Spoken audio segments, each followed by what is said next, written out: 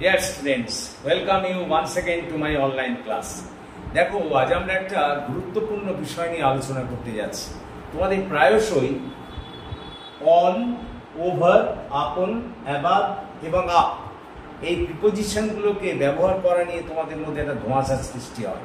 কোথায় অন ব্যবহার করবে, কোথায় আপন ব্যবহার করবে, অনেক সময় বুঝতে পারো না। আজকের পর থেকে আর কিন্তু এই সমস্যা থাকবে না। আমাকে খুব ভালো করে শুনতে হবে। প্রথমে বলি অনের ব্যবহারের কথা। দেখো, যদি কোনো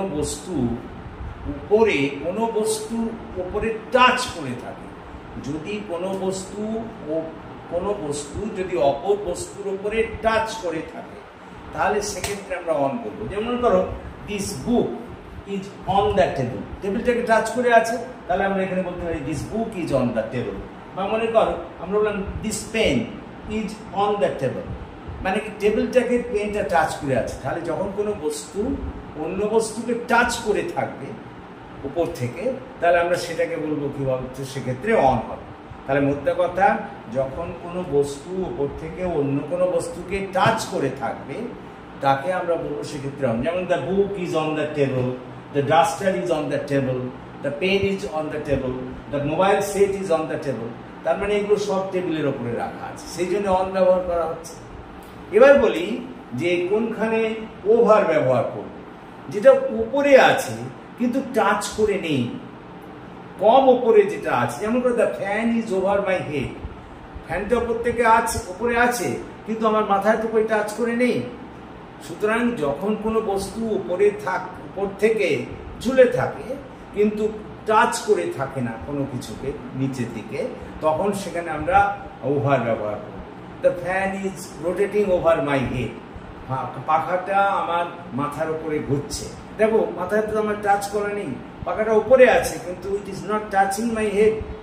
কতটা বোঝার চেষ্টা করো। তাহলে 1 নম্বর অনের কথা বললাম, যে যখন কোনো বস্তু অন্য কোনো বস্তুকে উপরে টাচ করে থাকে, তখন তাকে আমরা বলবো অন, সেক্ষেত্রে অন ব্যবহার করা হবে। আর যখন কোনো বস্তু ওপর থেকে চলে কিন্তু টাচ করে থাকে না, ঝুলন্ত অবস্থায় থাকে, তাকে আমরা বলবো সেখানে কি হবে, সেখানে ওভার। এবার 3 নম্বর, যেমন মনে করো যা বললাম the fan is rotating over my head, তাই না? এবার 3 নম্বর বলবো আপনের কথা। ভালো করে শোনো। আপনের ক্ষেত্রে বলি, যখন কোনো গতিশীল বস্তু কোনো স্থির বস্তুর উপরে ঝাঁপিয়ে পড়ছে, তাকে আমরা বলবো কিন্তু সেক্ষেত্রে আপন হবে। দেখো, কোনো গতিশীল বস্তু মানে সে গতিশীল অবস্থায় আছে, ঝাঁপিয়ে পড়ছে যার উপরে, সেটা স্থির অবস্থায় আছে, সেক্ষেত্রে কিন্তু আমরা আপন ব্যবহার করি। যেমন ধরো আমি লিখেছি এখানে the cat jumps upon the rat. হ্যাঁ, র্যাটটা স্থিতিশীল অবস্থায় ছিল, ক্যাট গতিশীল অবস্থায় ঝাঁপিয়ে পড়লো কার উপরে, র্যাটের উপরে, সুতরাং the cat jumps upon the rat. তাহলে দেখো, আবার বলি, অনটা ব্যবহার করছি কখন, যখন কোনো বস্তু অন্য কোনো বস্তুকে টাচ করে থাকে, তাকে আমরা বলবো কি বলতো, অন। যেমন সেক্ষেত্রে অন ব্যবহার করা হবে। যেমন দ্য বুক, এই যে the book is on the table, টেবিলটাকে টাচ করে আছে টেবিলের ওপরে। তাহলে যখন কোনো বস্তু অপর কোনো বস্তুর উপরে লেগে থাকে, সেখানে কিন্তু অন ব্যবহার করবে।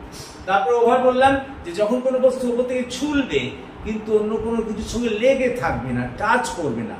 তাহলে দেখো, অনেক ক্ষেত্রে বলছিলাম টাচিং দ্য প্লেন, মানে কি বলতো, সেক্ষেত্রে টাচ করবে।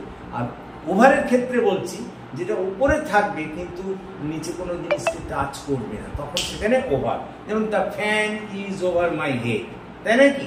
এটা আমরা বলতে পারি, দেখ ফ্যান আমার মাথার উপরে আছে কিন্তু কই, আমার মাথার উপরে তো, মাথাতে তো টাচ করছে না। যদি মাথায় টাচ করতো তাহলে আমি তখন বলতাম অন। কথাটা বোঝার চেষ্টা করো। 3 নম্বরে আমরা যেটাকে বলবো আপন, যে যখন কোনো গতিশীল বস্তু কোনো স্থির বস্তুর উপরে ঝাঁপিয়ে পড়ছে, তখন তাকে আমরা বলবো সেক্ষেত্রে আপন। যেমন মনে করো the tiger jumps upon the deer হবে, কারণ টাইগারটা গতিশীল অবস্থায়, ডিয়ারটা ছিল স্থির অবস্থায়, তার উপরে ঝাঁপিয়ে পড়ছে, সুতরাং জাম্পস আপন সেখানে হবে। বা বলতে পারো the cat jumps upon the rat, cat গতিশীল অবস্থায় কিন্তু স্থির অবস্থায় আছে কি র্যাট, তার উপরে ঝাঁপিয়ে পড়ছে। অর্থাৎ গতিশীল বস্তু যদি স্থির বস্তুর উপরে ঝাঁপিয়ে পড়ে, সেখানে আপন হবে। তারপরে আসছি আমরা অ্যাবাভ। তারপরে আসছি অ্যাবাভ। অ্যাবাভ বলতে বোঝানো হচ্ছে অনেক উপরে যদি কোনো কিছু থাকে। ওভারটা হচ্ছে কম উপরে, আর অ্যাবাভটা হচ্ছে অনেক উপরে। কথা বোঝার চেষ্টা করো। কোনো একটা স্তরের অনেক উপরে যদি থাকে কিছু, তাহলে আমরা সেক্ষেত্রে অ্যাবাভ ব্যবহার করি। মনে করো কোনো নদী একটা বিশেষ লেয়ারের অনেক উপর দিয়ে যদি বয়, তাহলে আমরা বলবো the river is flowing over the danger level, তাই না কি?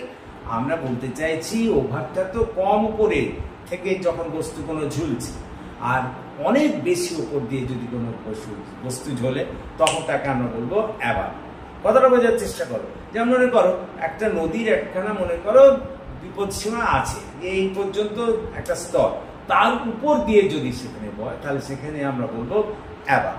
তাহলে সেক্ষেত্রে আমরা বলতে পারি the river is flowing above the danger level. তারপরে দেখো নিচ থেকে যখন উপরের দিকে কোনো কিছু তোলা হয় বা ওঠানো হয় তাকে আমরা বলবো আপ। যেমন মনে করো হি লিফটেড আপ দ্য বার্ডেন, কোনো একটা বোঝাকে সে উপরের দিকে তুলো, বা হি ক্লাইম্বড আপ দ্য হিল, নিচ থেকে উপরের দিকে যদি কোনো জিনিসকে কিছু তোলা হয় সেখানে আমরা আপ ব্যবহার করবো। তাহলে আবার বলি, অন হচ্ছে সেই ক্ষেত্রে ব্যবহার করব যেখানে কোনো বস্তু অন্য কোনো বস্তুর উপরে কি বলতো লেগে থাকবে, টাচ করে থাকবে, তখন আমরা বলবো অন। যেমন the book is on the table, টেবিলের ওপরে বইটা টাচ করে আছে, সুতরাং এখানে অন হবে। 2 নম্বর হচ্ছে ওভার বলবো কম উপরে, মাথার মানে বস্তুটা উপরে আছে, নিচে কিন্তু কোনো জিনিসকে টাচ করে নেই।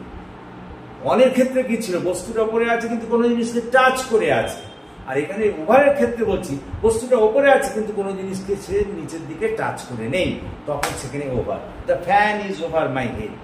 তারপরে আমরা বললাম আপন বললাম যখন গতিশীল বস্তু কোনো স্থির বস্তুর উপরে ছাপিয়ে পড়বে তখন সেখানে হবে কিন্তু আপন।